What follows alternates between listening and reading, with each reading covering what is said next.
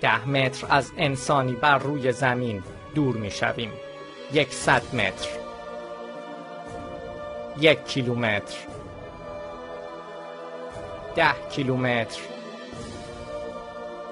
100 کیلومتر، 1000 کیلومتر، 10,000 کیلومتر سیاره زمین، 100,000 کیلومتر زمین و ماه،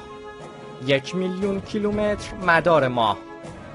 10 میلیون کیلومتر همسایگان نزدیک زمین، 100 میلیون کیلومتر درون منظومه ما، 1 میلیارد کیلومتر از منظومه خارج می شویم، 10 میلیارد کیلومتر کمربند کویپر، 100 میلیارد کیلومتر سیارات کوتوله، 1 تریلیارد کیلومتر داخل ابر اورت، 1 سال نوری خروج از ابر اورت،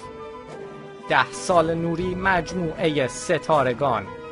100 سال نوری ابر میان ستاره‌ای محلی، 1000 سال نوری ناحیه حباب محلی، 10,000 سال نوری بازوهای مارپیچی، 100,000 سال نوری راه شیری، 1,000,000 سال نوری همسایه کهکشانی، 10 میلیون سال نوری مجموعه ای از کهکشان‌ها، 100 میلیون سال نوری ابر خوشه محلی، 1 میلیارد سال نوری وب کیهانی هستی که تا کنون کشف کرده ایم، 10 میلیارد سال نوری جهانی نادیده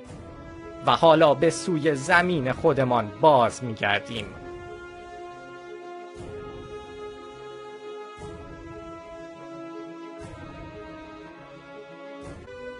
ما به عنوان ذره بی نهایت ناچیز در این جهان بیکران هنوز اینجا هستیم، اما در سفری دیگر در درون ما نیز دریایی بیکران از ذرات موج میزنند. 1 سانتیمتر چشم انسان، 1 میلیمتر مردمک چشم، 100 میکرومتر رگ خونی، 10 میکرومتر سلول های خونی، 1 میکرومتر کروموزوم ها، 100 نانومتر ساختار کروموزومی، 10 نانومتر فیبر کروموزوم، 1 نانومتر اتم ها، 100 پیکومتر اتم اکسیژن، 10 پیکومتر الکترون ها، 1 پیکومتر فضای اتمی، 100 فمتومتر هسته اتم، 10 فمتومتر پروتون ها و نوترون ها، 1 فمتومتر کوارک ها و باز می‌گردیم.